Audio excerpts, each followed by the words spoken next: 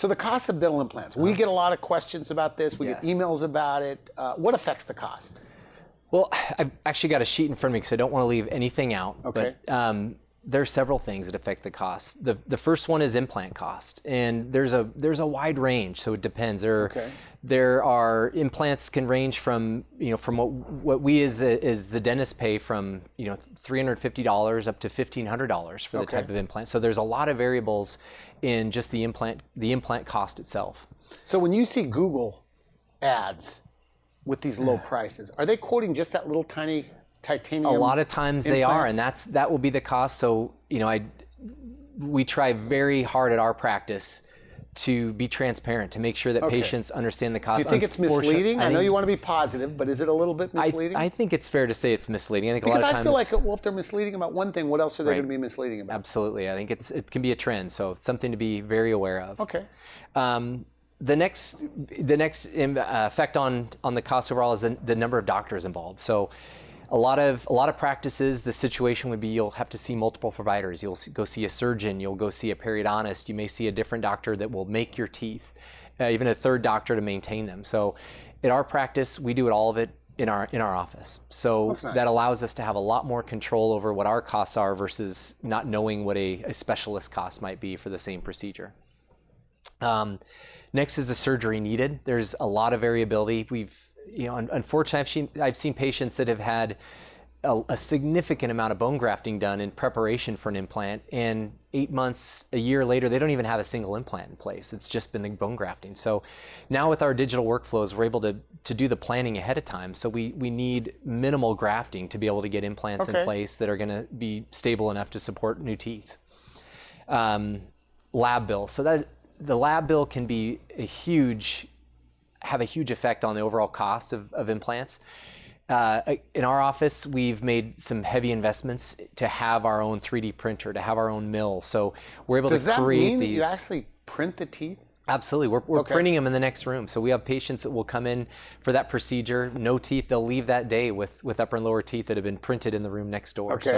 So again, that's another example of, we've made this investment because we're serious about it, because we want to be on the cutting edge and make sure that we're at the forefront of this procedure. So that is something to be aware of. I think, other offices that have not made this investment to be able to do things in-house doesn't mean they're doing it wrong. It just means that there's, I think, in my opinion, a much better way to do it that can help cost. Insurance coverage. Yeah, what's that all about?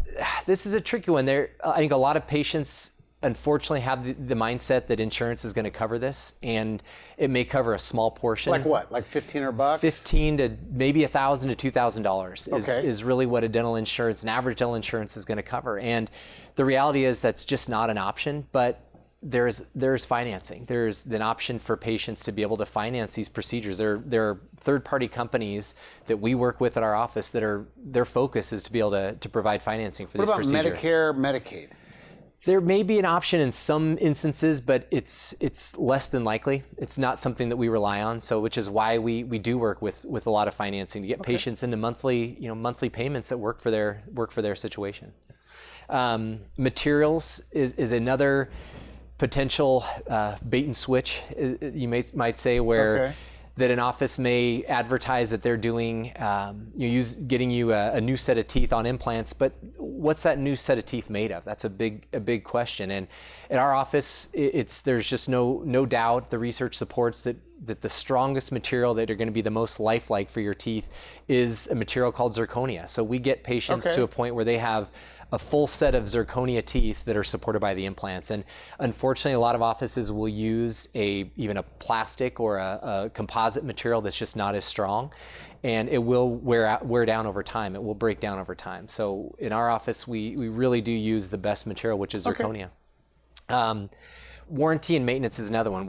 If I'm doing the work, I'm going to stand behind it. It's gonna if something goes wrong, which it very unlikely it will, we'll stand behind it.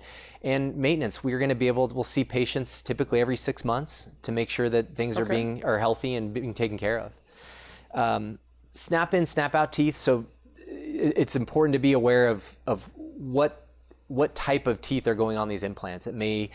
Patients may be thinking they're going to get a new set of teeth that are completely attached to implants where they're actually snapping in and snapping. So you're not a fan of you've done a lot of these snap in, snap outs, but you're not a fan of them anymore, I think you told me. It's not that I'm not a fan, and patients aren't fans of them. Patients don't like them. They still have to take them in, they have to take them out. So patients knowing that they have an option where their teeth don't come out. They have a new set of teeth that stays in their mouth, that lets them, they don't have to worry about them popping loose or coming loose. They can bite into anything they want. That's what patients want. So that's what we want to give them. Okay. And finally, experience and training is the biggest factor. You want to get it done right the first time. You want to get it done right. It's only going to be more expensive and take more time if it has to be redone. And unfortunately, we do see a lot of patients that come in for a second opinion, or they've had treatment done and they've lost confidence at some point along the way in the treatment. And we can usually still help almost any patient in that situation, but it does just cost more money and more time. So it is really important to make sure you're going to see a dentist that has the experience at doing this type of treatment. So when they call your office and say, how much are dental implants? I guess it's just not that easy. It's not that easy, and there are just too many factors, and we just ran through just 9, but there are other factors. So it's not that simple, and it really is dependent on the patient. But from the time they go to so I guess that's the only catch. You got to go. You got to come in and take a look. How soon could you give them an estimate? We can do it the same day. We're like able within that hour. You could kind of absolutely. say, Absolutely. Within that hour, we can tell from the number of teeth that need to be replaced to the patient situation and what the patient wants. We can get you idea of cost that same day.